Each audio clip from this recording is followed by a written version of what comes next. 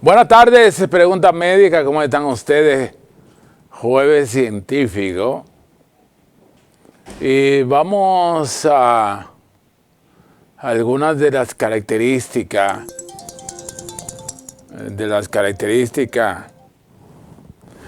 Estoy en el programa, la llamo ahorita.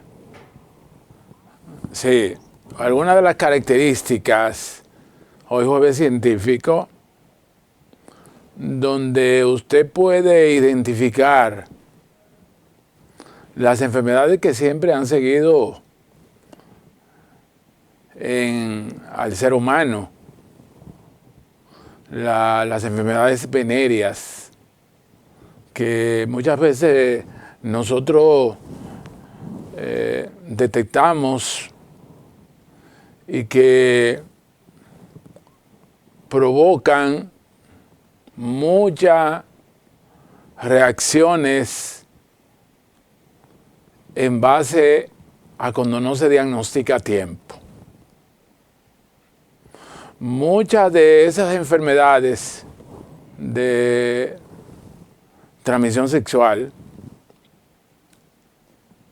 usted la detecta y pueden eliminarse, pero hay algunas que no dan esa sintomatología. Y aunque es un tema muy amplio hoy, porque solamente la sífilis tomaría todo el programa. Yo quisiera aunque sea mañana y hoy, enfocado aunque sea 3. Por ejemplo, la sífilis se ha camuflajeado últimamente, porque esa enfermedad es enigmática, una enfermedad como que se esconde. Entonces, en un momento dado, la persona tiene relación con el virus, con la bacteria, no es un virus, de la sífilis, con la bacteria de la sífilis, Treponema pallidum. Entonces, esa enfermedad tiene un periodo de incubación muy raro, porque va entre 21, 20 días, 12 días. Después de usted haber tenido la relación sexual. Y en muchas ocasiones se confunde con un vello enterrado.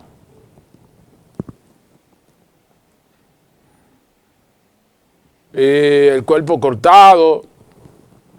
Y la gente, ¿qué ha pasado? Y de forma espontánea desaparece. Ya mira, era una erupción en ese lugar. La vinculan mucho con el calor. No, los calores de ahora. No se lleve de eso. Que esas erupciones tienen una característica. Y una de las características es que no son dolorosas. No son dolorosas. Y ahí es que está el gancho. Al no doler, desaparece. Usted dice, no, el calor. Aquí todo el calor. El calor, ¿Cuántos apagones? Entonces aparece esa erupción preferiblemente alrededor de las áreas genital, en la mujer labio mayor, labio menor,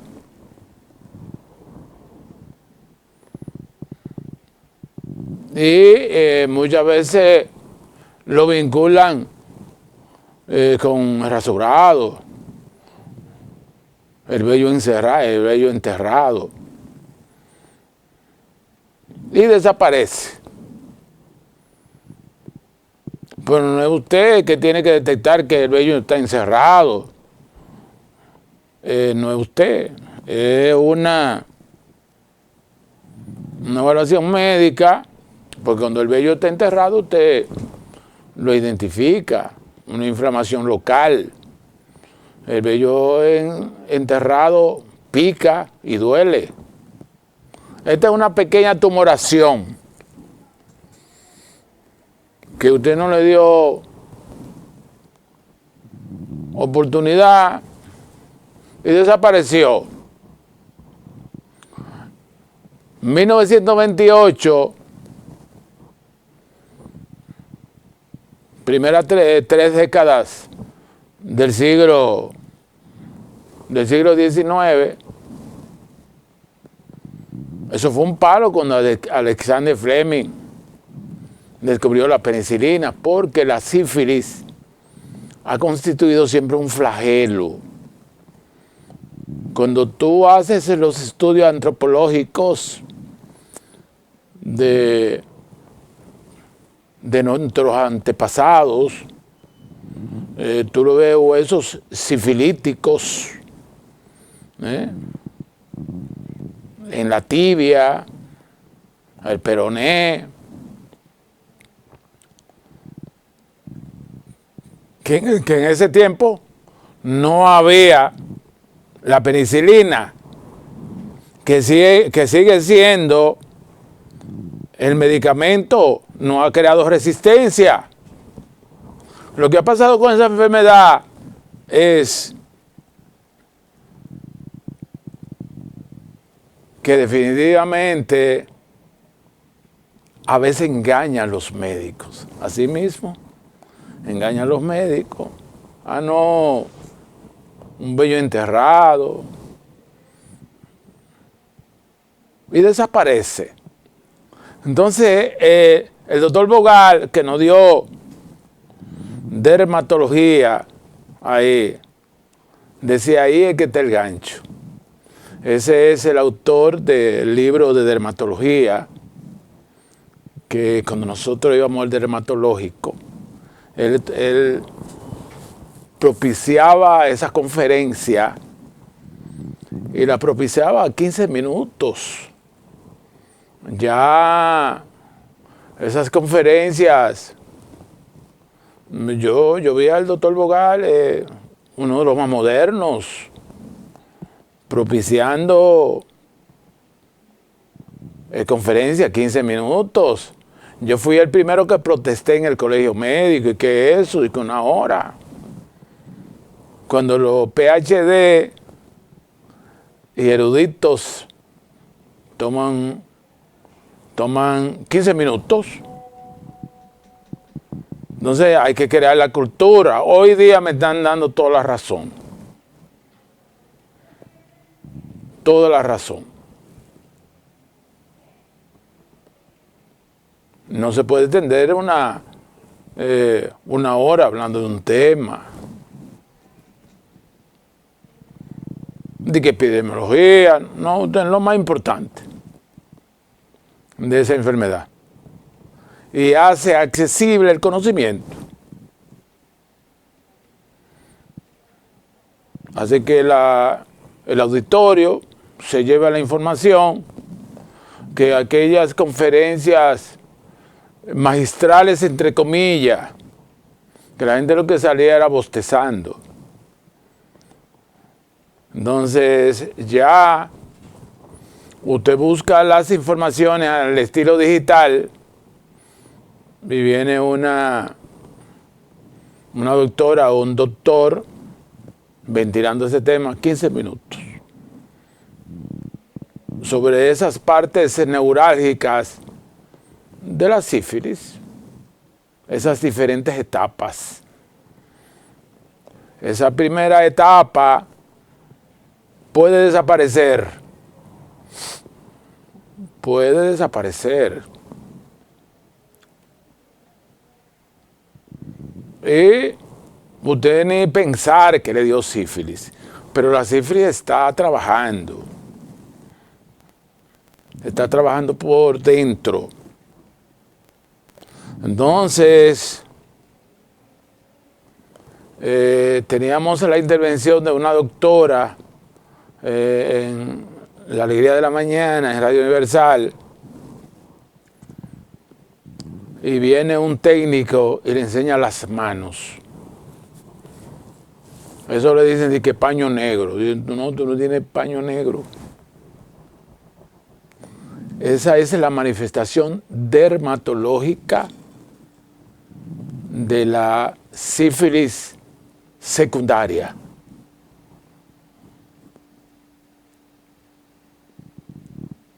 Inverosímil. Esa dermatóloga.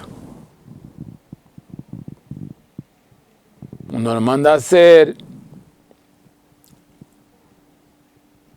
el VDRL, que es, a veces mandan a hacer exámenes que ni ellos mismos saben lo que están haciendo. FTABS es una memoria de la enfermedad. Usted no está buscando nada. Pues puede ser una memoria de la enfermedad de la sífilis. Usted tiene que buscar el Deponeman pallidum activo. Entonces, si tiene manifestación, usted no va a hacer. ¿Y qué? FTABS, ¿qué es lo que usted está haciendo? Porque que la sífilis deja una memoria de la enfermedad que da positiva siempre, y es el FTABS. Eso decía el doctor Bolgar allá en dermatología, en el dermatológico. Segunda etapa de la sífilis. Que allá en Puerto Plata, Santiago, paño negro, ningún paño negro. A usted hay que investigarlo de una enfermedad de transmisión sexual llamada sífilis. Usted viene con los remedios caseros, el piñón, sobre todo con estos calores, el piñón refresca. El agua de piñón, dice la vecina. Y no fue el agua de piñón que le hizo desaparecer la dermatosis. Es la evolución de la enfermedad. Desapareció, pero mire el agua de piñón. Entonces, viene lo que se llama periodo de latencia. A los 20 minutos, sí, 20 y 10, periodo de latencia. Periodo de latencia después de la segunda manifestación, la segunda fase de la sífilis, viene el periodo de latencia. Que es cuando la enfermedad está ahí y usted no sabe que está ahí.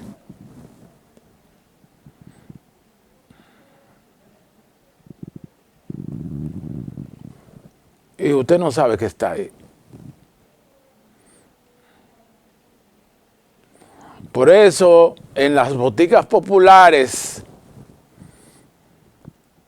que nunca debió caer eso, nosotros poníamos la Benzetacid 2.4 en 2 pesos. Un tablazo de eso detiene la enfermedad, pero usted no sabe.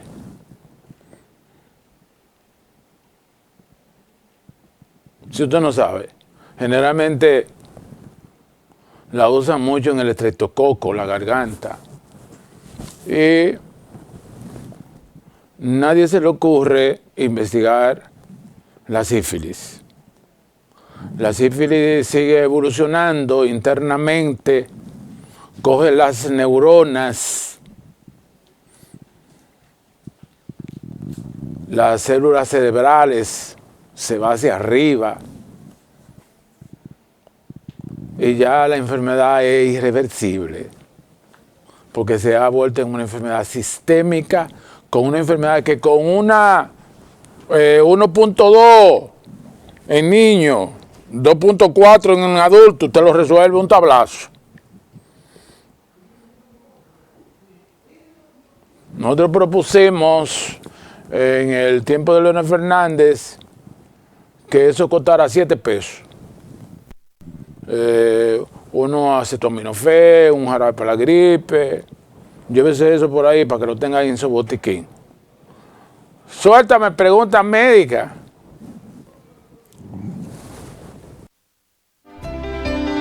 Entonces, mucho cuidado con la memoria inmunológica de la sífilis. El FTABS es la manifestación de que usted estuvo en contacto con esa enfermedad.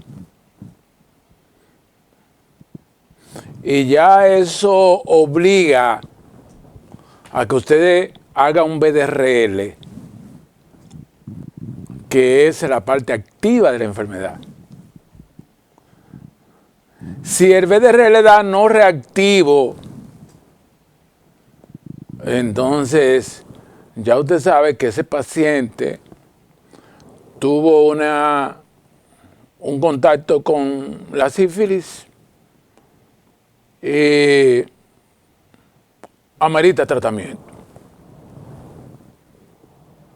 Porque la enfermedad evoluciona lenta.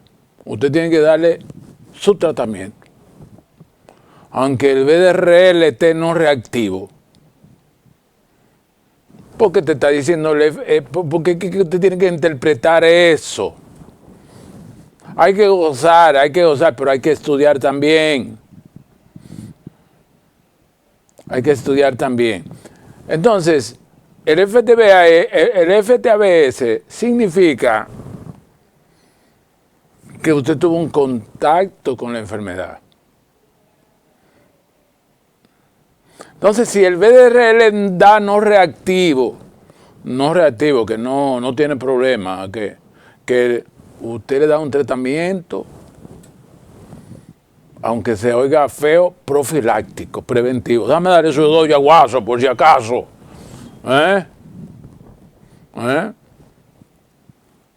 Tírame ese tablazo. Que se lleve todas esas mareas por ahí de enfermedades venéreas, porque uno no sabe dónde se metió en este mundo, decía el padrino mío. Yo mejor prefiero ponerle así, le pone ese tablazo. Benzetacil 2.4, eso limpia todo. Porque si usted no lo hace a eso así, entonces se va los huesos, se va todo el organismo.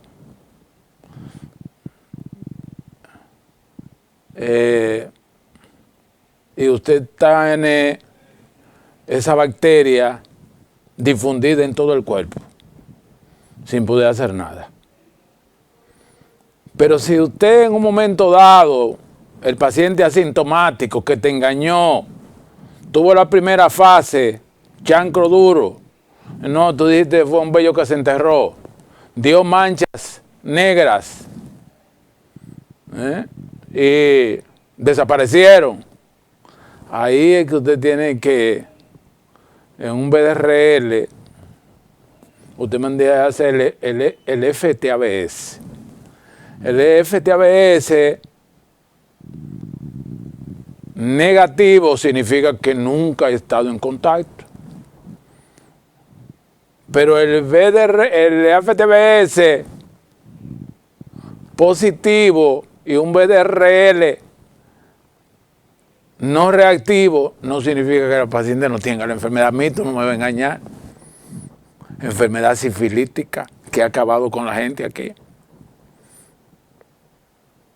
Ha acabado con la gente. Porque la enfermedad se mete por dentro. Y va tomando no tan solo la parte epidérmica de la piel, sino en pequeños vasos sanguíneos, circulatorios. Le gusta dañar el corazón. Y las neuronas, importante eje de tranquilidad de usted. Usted vive espantándose. Porque es que usted tiene esa bacteria trabajando y usted no sabe lo que está pasando. En los tiempos de Trujillo terminaban en el sanatorio de problemas demenciales, enloquecido, porque entonces la sífilis cerebral, las neuronas, oye qué enfermedad más terrible, que todavía el Benzetacil sigue siendo el elemento de tratamiento. Sin embargo, la disfunción, la parte disfuncional de la atención primaria, que algún día tiene que establecerse acá, donde el médico haga una evaluación permanentemente y pasemos de la parte curativa a la preventiva. Porque la curativa es al cementerio, la preventiva, tú dices, mira, puede pasar esto. Entonces el médico primario está detrás de la enfermedad.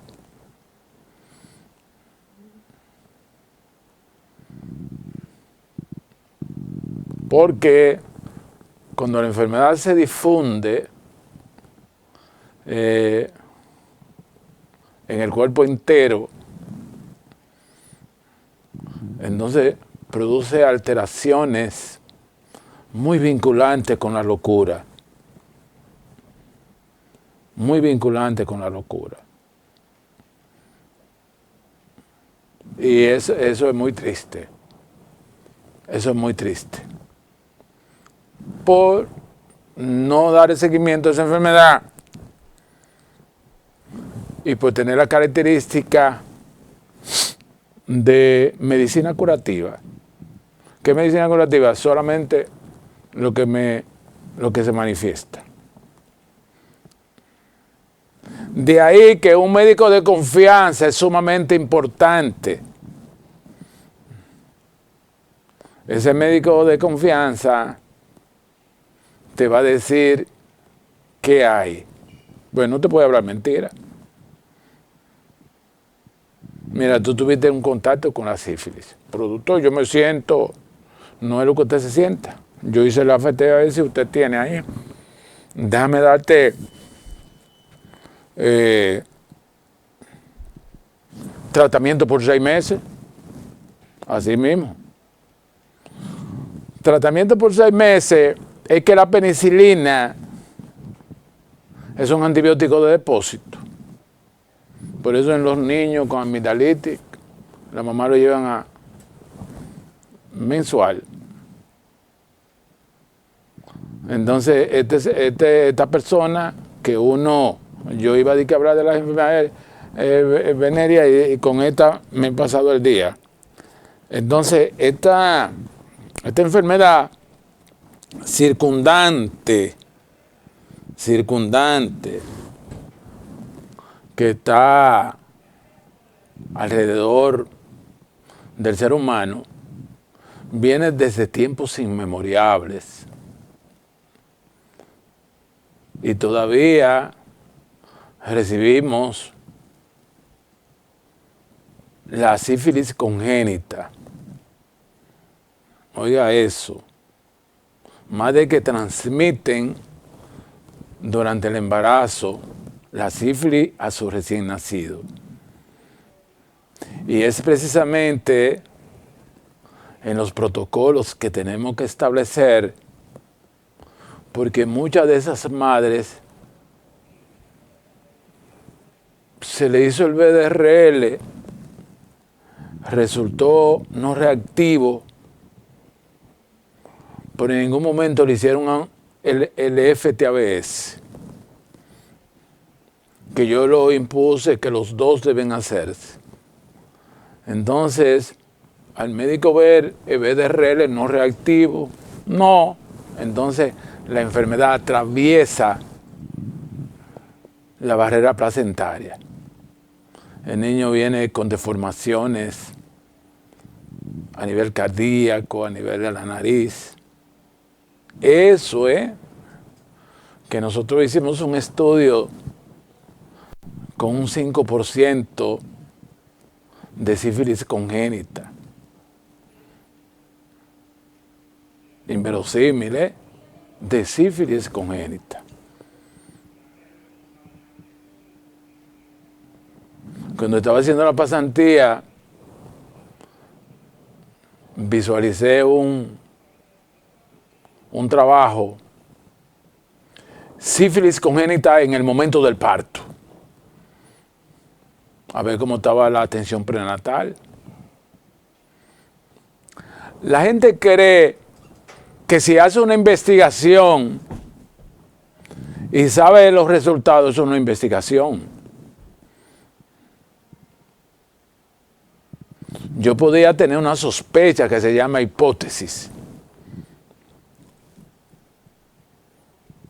de que las consultas prenatales son malas y podría tener ese pálpito, esa sospecha. Pero si yo sé que me va a dar reactivo en madres ya en el momento del parto, entonces no es investigación. Cuando tú sabes los resultados, eso no es investigación. Increíble, increíble. 52 parturientas, nosotros encontramos un 7% de sífilis congénita. Niños con rinorrea, dermatosis fragmentada, y mandamos a hacer el VDRL sífilis congénita. Malformaciones a nivel de los huesos de las extremidades inferiores, y en el momento del parto, ese fue uno de los primeros trabajos. Yo he hecho como 100 y pico de trabajos de investigación, ese fue el primero. Sífilis en el momento del parto. Es decir, que en el momento que está pariendo, tú le tomas la muestra. A ver si es verdad que el chequeo prenatal que venían haciendo le fue bueno. Se le escondió la sífilis durante todo el embarazo. Suéltame.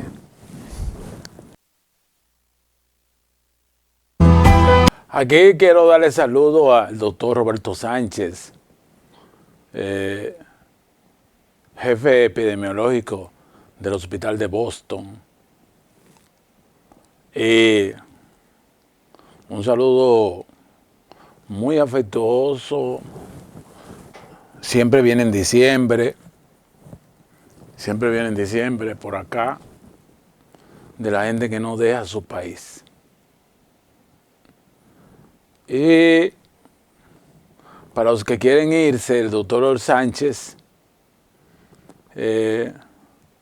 ya está cerca de la pensión en Estados Unidos. Cerca de su pensión en Estados Unidos. Es decir, yo no lo paso allá, no. servicial, el médico dominicano es bueno.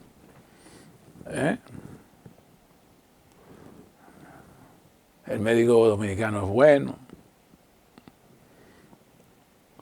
Entonces, yo le aconsejo a ustedes no darle todo a los muchachos. No darle todo a los muchachos porque los mejores médicos fueron aquellos que tuvieron carencias. De que vamos a hacer un serrucho para un tapa roja. Oye, sin un chele ninguno. Y hoy, dándole gracias a Dios que le permitió desarrollar su carrera, doctor Sánchez,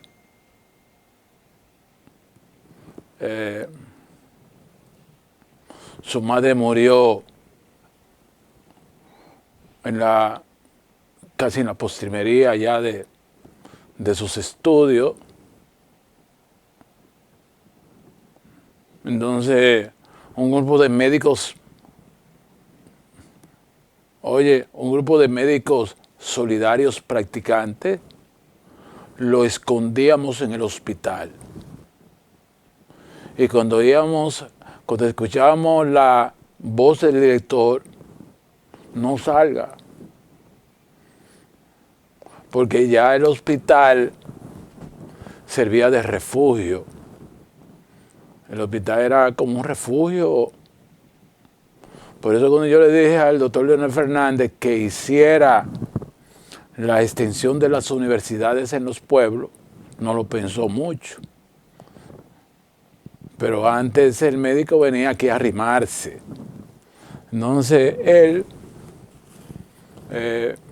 muere su mamá, queda de forma indefensa y le conseguíamos su comida ahí y dormía ahí en el hospital.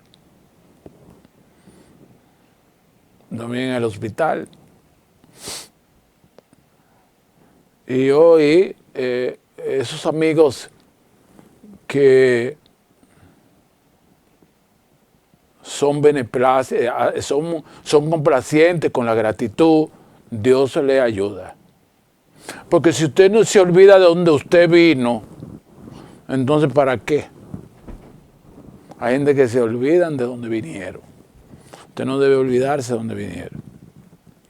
Breve historia que dice, cuenta mi vida ya. Yo no ayudé en nada, sino le aplicamos complicidad con Jacqueline. O sea, silenciosos todos. Nosotros éramos los hijos de Calventi y él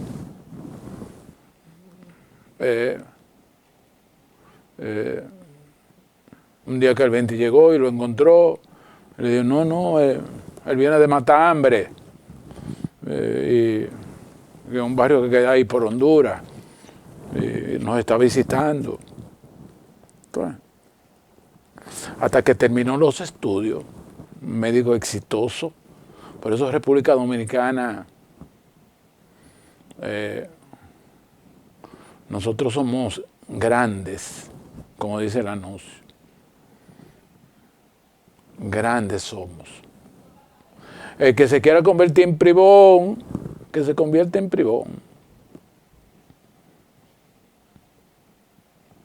Pero el que ve la vida con gratitud, dándole gracias a Dios, puede decir que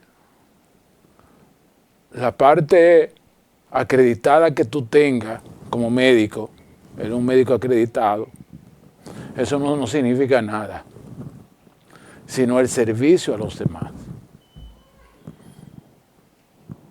Eso es muy importante a propósito de esta enfermedad que me escribe ahí, qué bonito tema, porque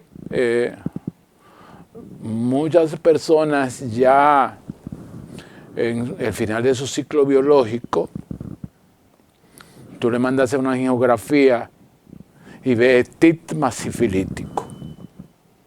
Pues le gusta las válvulas cardíacas, le gustan las coronarias, que en un momento dado se filtró esa enfermedad y sigue dando problemas.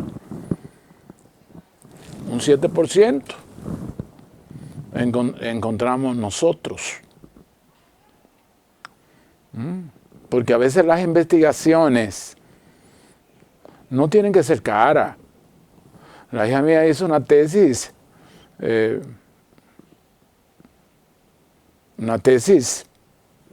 que revolucionó.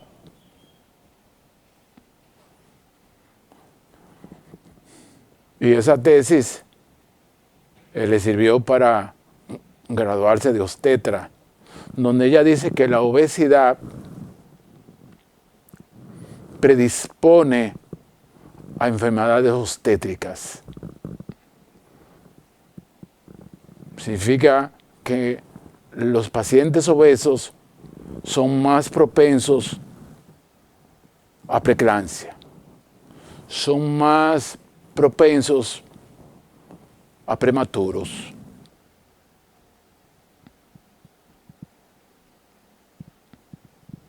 Son más propensos a aborto.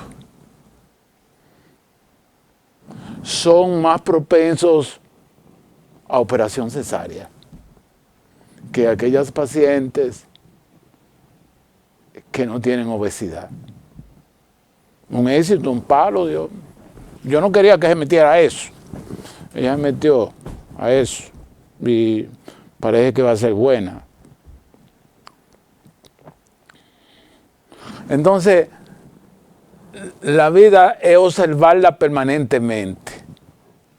Porque si tú la observas permanentemente en el área de la medicina, siempre tú estás viendo donde no hay.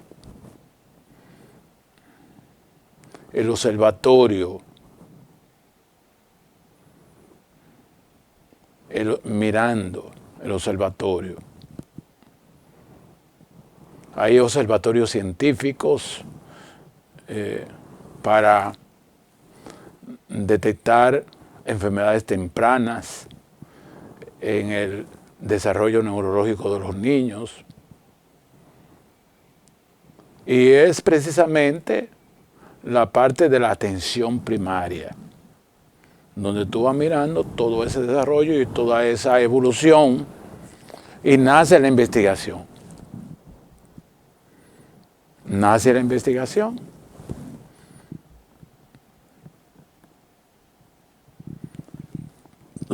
Y de esas investigaciones están vinculadas hasta con los animales. Un perro hace gastritis, hace inflamaciones gastrointestinales, pues de carne y hueso. Entonces, usted no puede echarle los huesos a un perro, porque te lo va a obstruir. Es un organismo viviente.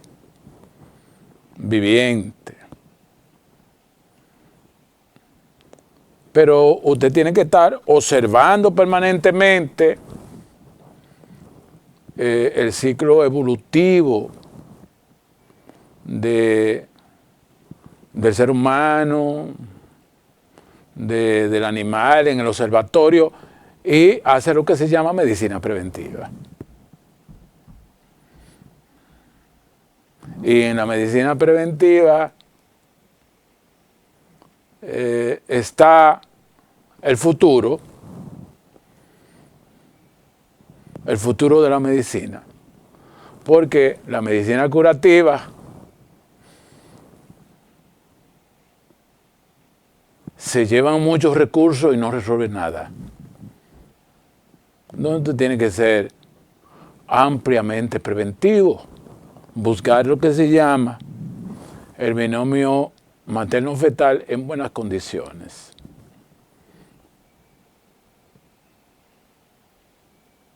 Siempre le digo eso a mis pacientes y en función de esa asesoría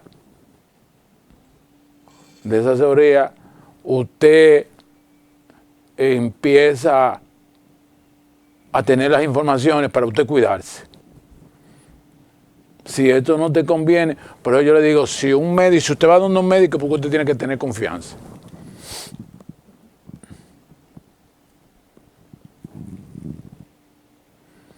Y a mí no me... O sea, yo no tengo ningún inconveniente en que tú vayas de terminar la conferencia, porque esto es 15 minutos, la cifra, yo no puedo durar una hora con eso. Ya le digo el peligro que hay. Si tú vas donde un médico y tú le das tu criterio, entonces el médico, el paciente viene con otra segunda opinión, que yo digo que es buena, la segunda opinión es buena. Entonces, tú le das la opción al paciente, pero tú tienes que decirle tu criterio. Se me presentó un prolapso vaginal de la parte posterior. Digo, mira, yo te quiero hacer eso, pero yo quiero que tú busques otro diagnóstico.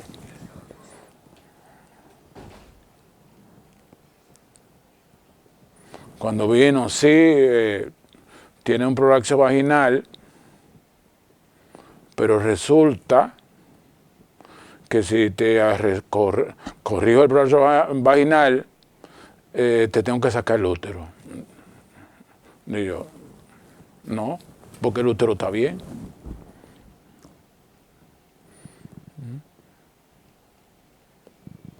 El útero está bien. ¿Y para qué te voy a sacar tú? Ahora usted no sabe, cuando le propone eso, que el útero tiene 886 terminaciones nerviosas.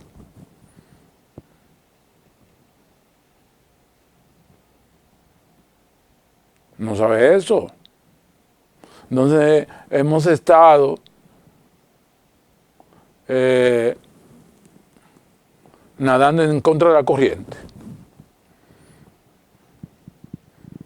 Porque nosotros estamos entre los países de América Latina con mucha histerectomía. Sácate eso, que eso es lo que produce problemas.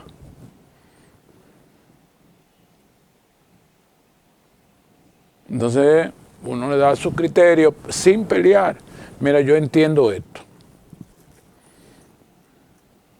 Al final, digo, doctor, yo me voy a llevar de usted. Yo no hablo de esa situación porque muchas mujeres han perdido el útero. Entonces no voy a hablar para que no se sientan mal de eso. Pero yo tomaste la mejor decisión.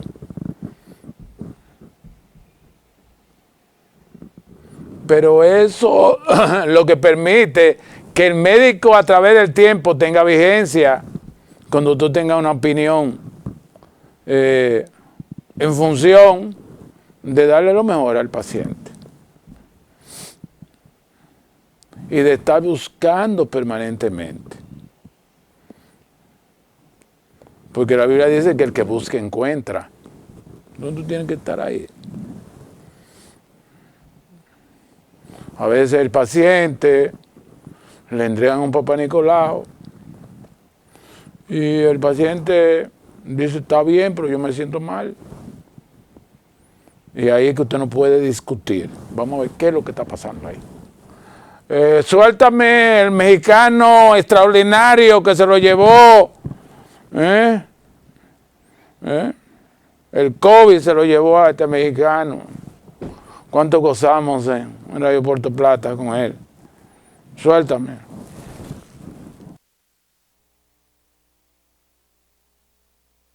A propósito, cada vez que el doctor Sánchez viene aquí al país, que yo le voy a pedir a Leonel que en el 28 haga un metro que que salga de aquí de la capital y llegue allá a Puerto Plata. En media hora uno está allá en Puerto Plata. Como en México, que tú vas del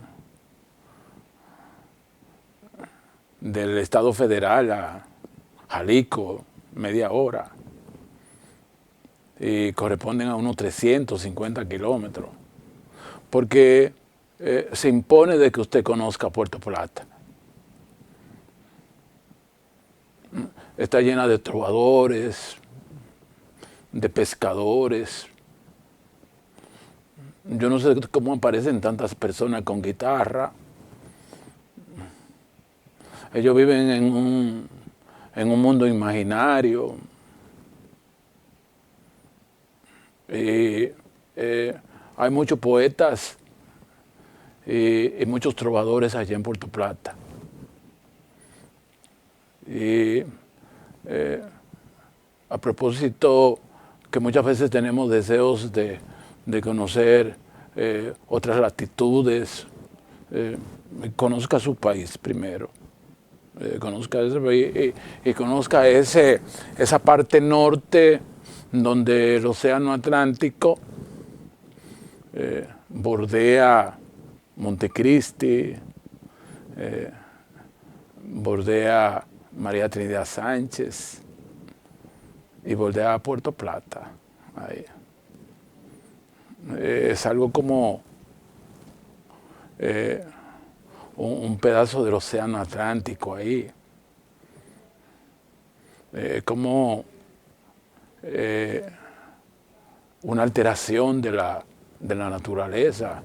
Lo que se armó en Puerto Plata es como una alteración de la naturaleza. Porque dio paso al océano Atlántico que parecía que estaba escondido. Y por eso el almirante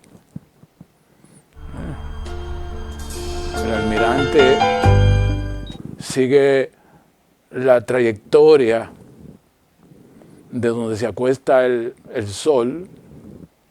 El sol se acuesta por el oeste y decidió navegar por el oeste sin parar. Decidió navegar por donde se acuesta el sol, por el oeste. Y encontró esta isla de cosas hermosas. Pero tenemos que hacer una redención de cambio en nosotros, ser humanitario, ser respetuoso cuando alguien está vinculado con el dolor. Y a veces tú no puedes defender y tú te vas de ahí. Dicen, no, que ahora que el policía lo dice. Bien, pues quizás no podía decirlo. ¿Y por qué no lo dijo cuando era activo? No. Entonces, la parte de la solidaridad es sumamente importante en el ser humano. Suéltame.